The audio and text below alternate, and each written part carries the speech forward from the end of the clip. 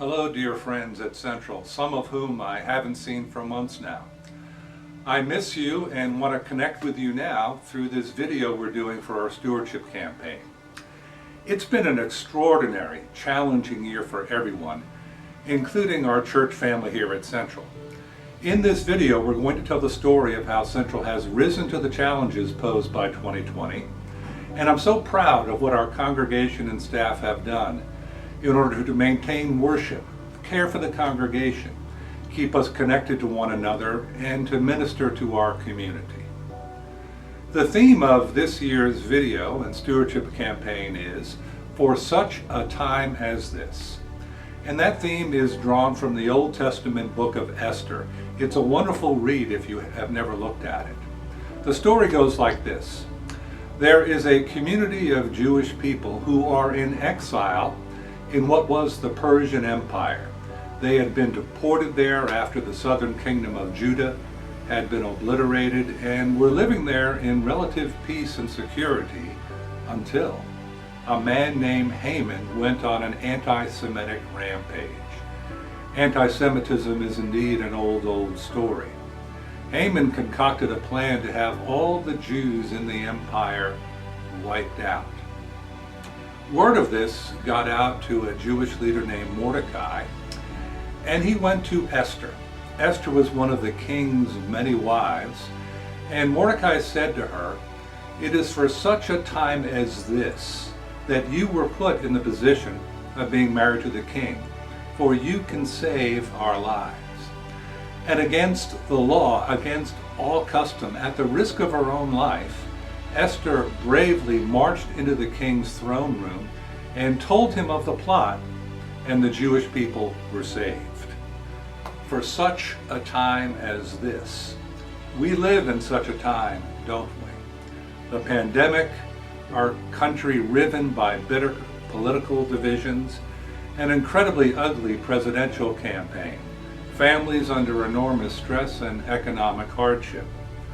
I believe God has called together the community of Central Presbyterian and put us here on the square for such a time as this, to help people become and grow as followers of Jesus Christ who can share peace in our community, to be a community that can model the way of peace and unity in the midst of all this disunity, to be a church family that welcomes all different kinds of people and brings them to faith in Jesus Christ.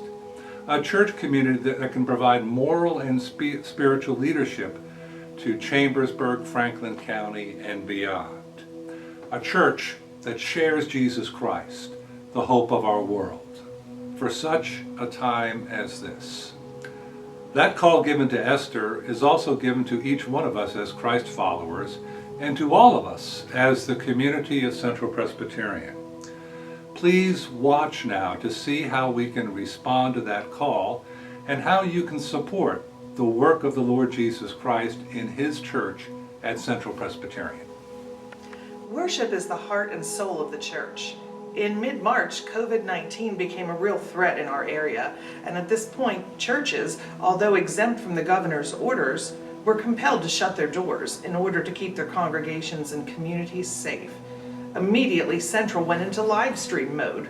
At this point, we had little practice in the Friendship Hall getting a live stream system to work, and no practice in the sanctuary. Thankfully, RC Electric had donated their time back in December to run the appropriate cables in and out where we needed them. Ben Brocious, Eric Malott, Pastor Scott, Nick Adams, and Aaron worked with the live streaming equipment constantly, tweaking it, moving it, reworking it, and spending hours and hours just getting it right. Ben, Eric, and Pastor Scott worked especially hard to manage the sound quality of the live stream, including managing a plan to trek equipment back and forth to Central once we started outdoor worship. Even after hundreds of hours of cumulative work, our system still isn't perfect. We could really use a higher quality video manager to show different angles, better lighting, more reliable connection, you name it. However, we are grateful for what we have. Since March, we have weekly reached hundreds, sometimes even thousands of people through our live streaming efforts. Some of our viewers have never worshiped with a church community before, and some have returned after many years of being away. It's amazing what God will do if you allow Him to. May His kingdom come and His name be praised always in and through Central Presbyterian Church. Okay, for our family, the online services were just a great way for us to feel that sense of community and for us to know that, you know, in little blobs all around Chambersburg, we were all congregating and doing the same thing and hearing the same uplifting, hopeful message and worshiping and praying together.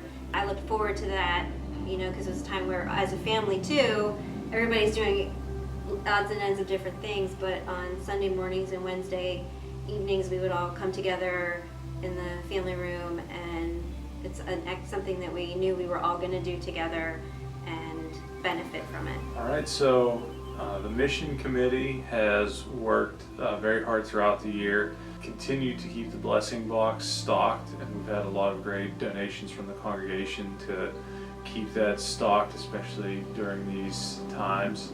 We've used some of our discretionary funds to provide produce for the Chambersburg Police Department. $1,000 was given to First United Methodist Church to help them providing a space for local children during the COVID work from home situation. Early on in COVID, session approved extra funds for the mission committee to use for COVID related expenses, and that's something we've been continuing to dole out as needed. At the end of 2019 and soon here in 2020, the Thanksgiving boxes will be going out. Last year we had 129 families. I think it was almost 450 people total. And recently we had the second annual workday. Numerous people came together to help two local people in the community do some work around their properties that was just a little bit more than what they were able to do themselves. Hi, I'm here to talk about the Diaper Depot. During 2020, starting with the pandemic, we had to change our whole method of delivery, so we have gone down to a very, very simple delivery out the door. Just so you know what we've been up to, we've been averaging in this pandemic time 177 families. We have given out 2,006 packages of diapers, which is 12,500 diapers. I think that's amazing when you think about it. And 252 packages of pull-ups. We've spent over $20,000, which is about $2,500 a month. We have been blessed by people donating money to keep it going and by people coming in and helping. So I am just very grateful for all this church has done to help this be a viable, loving program in this community. Hi, I'm Anna Wilson, and I serve as an elder on session. One of the gifts God gives us is each other. We're able to support each other and give strength to each other in times of difficulties, such as the last few months since March. As an elder, I've been super pleased to see how the congregation and the staff have been able to support each other. And I just wanted to highlight a few of the things that have been going on in the church. So one of the great things that has happened is that Helen has been able to provide almost 100 loaves of bread to families throughout the congregation. Another support that the church has been able to give out is the doorknob drop-offs from Sandy Wilson. We found out around Holy Week that the pandemic was going to be way more than the 2 weeks that we were told originally. We were trying to brainstorm as to how to reach the kids, especially at Easter time. And so we came up with doorknob drop-offs. And what that means is I go to each family's house every month and take a packet of things. Usually there's some Bible activities involved, some coloring pages, always a fun activity for them to do, and always some lollipops. And that way it's a great opportunity for me to be able to just be with each child and to let them know that they are loved, that they are prayed for. I get to meet their new puppies. I get to see them each month, which is awesome. And I get to at least have some time to talk to the parents more than a hi on Sunday mornings. So there's been a silver lining to this COVID, to be able to have these doorknob drop-offs with the kids. One of the things we started late spring, early summer, was that with all the stress of trying to homeschool children, and a lot of our parents are also teachers, we started a meal program for those who wanted it. Paired people who would be givers with people who are receivers, and they bring a fast food meal, like occasionally, every couple weeks, to the family, so that it's one night. They don't have to cook, they don't have to do any dishes, they can just sit down and enjoy a meal together. And so that's been a really neat ministry too. I was happy when he came because we got delicious pizza to eat, and the things that we made, I like to make them because I like to make stuff.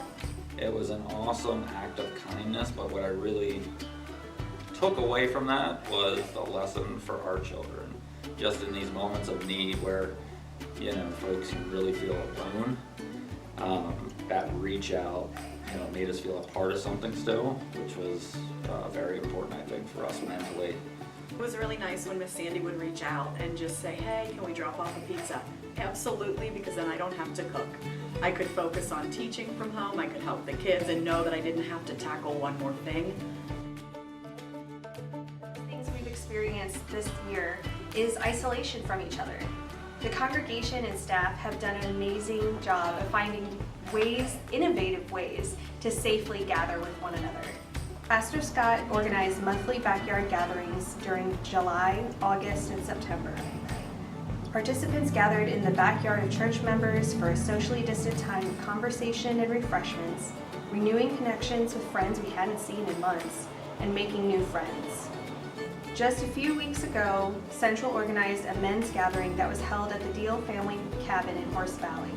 29 men came together for skeet shooting, with the top honors won by Andrew Pizzuto and John Leary. A beer tasting hosted by beer brewer and aficionado Matt Kaufman. A cookout provided by Josh Dunkelbarger, using his amazing Penn State tailgating ambulance conversion. And devotion by Lance Walker. I was pleased to have Pastor Scott come and share with us at the Menno Haven Pavilion, where several of us met first to talk with each other, and then when we met with Pastor Scott the second week, to share our excitement about the church and the fact that it's ongoing. And we had some prayer. It was mostly just a little contact time. And we hope to get together again if the weather holds out. It would be nice to do it again in the open air. But we were happy to get together. Hi, I'm Ross Weingardner. I'm an elder here at Central in the Square.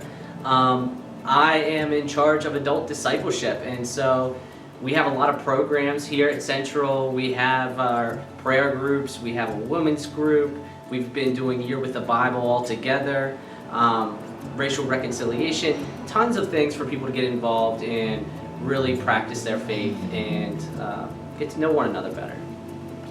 So Year with the Bible, we started in February of this year, and we started this because we, meaning myself and Pastor Scott and the planning team, just recognized that many Christians in general, but especially people in our congregation, haven't read through the Bible themselves before or don't know very much about biblical stories and biblical backgrounds. And so we wanted this to be a time period where people could dive into the Bible a little bit deeper, kind of come together and understand different biblical concepts better, and a place where they wouldn't feel intimidated by reading the Bible because it was broken up in pretty manageable sections of reading each week. And so that was kind of the background of how Year with the Bible came to be. So we started with the New Testament, and we finished that at the end of September-ish. the middle of September, and we had over 100 people reading along the plan throughout that time period, and so we were really excited. And now we're in the Old Testament. It'll take us into February of 2021, and so each week there are morning Bible studies for Year with the Bible that people can be a part of on Zoom. Those have gone really well. And then we also had on Facebook, there were daily Bible readings that people did. And that was a nice way of us getting to see people in our congregation, even though we couldn't physically be together, and getting to interact with one another that way as well. So that has been our Year with the Bible experience so far. We had a celebration because it was a big accomplishment to finish the New Testament as a church. And so now we're looking forward to digging deeper into the Old Testament and some of those stories, and just continuing to learn more about God's Word and each other through it all. So I'm here to talk about the women's group at Central, and we have a marvelous, fluctuating, fluid group of women that come and go as they can, depending on what's going on with their lives. But we meet Wednesday mornings for Bible study, and we've done it for years now, and it's just such a powerful time together of sharing and caring and learning. But 2020, of course, changed things, and we went from meeting in person at church to meeting on Zoom. And everybody has been really good about it, getting on when they can and sharing, and it's been such a blessing to still be able to see people's faces and to talk face to face. And we kind of feel like we're in each other's houses visiting too, because you can see my kitchen and other people's study or whatever. So it feels like we're still able to come together even though we're not in the same, sharing in the same space. And our Zoom techniques have gotten better, so we're able to show videos or to record something and use that in our worship and our learning time together. Well, during this past year, we have been doing our weekly prayer gathering via Zoom. It's a wonderful opportunity. It's such a privilege to have the opportunity to go before the Lord and bring to Him all of the things that are on our hearts. And then this fall, because of the pandemic and because of the unprecedented way our teachers have been asked to educate our children, we have partnered with people who are prayer warriors with teachers. So every teacher in our congregation has someone who is praying for them every day. You know, prayer is one of the most important, most precious things that we have, that we can talk to our Heavenly Father anytime, anywhere, and it is a joy to really be part of that ministry. Central Presbyterian is an amazing church. 2020 has been a difficult year for all of us, and in spite of that, you have made a difference. Your faithfulness in providing your time and talents has allowed Central to share the heart of Christ from the heart of the city. As we approach this time of stewardship and planning for 2021, I want to share a wonderful job the staff and leadership did this year in practicing good stewardship during the time of COVID-19. Halfway through the year, a new budget was prepared, showing reduced income and decisions made to lower operating costs. Now into 2021. Our stewardship campaign calls for us to trust that God has a vision and purpose for us here at Central. It's up to each of us to step forward with our time, talents, and resources in order to fulfill our collective calling. I hope and pray that you will remain open to your individual participation. At the beginning of November, you will receive a mailing which includes a narrative of the 2021 budget. We ask that you pray about how you will be able to help support God's work here at Central. As chair of the Finance Committee, I thank you in advance for your support and dedication. You are important to Central.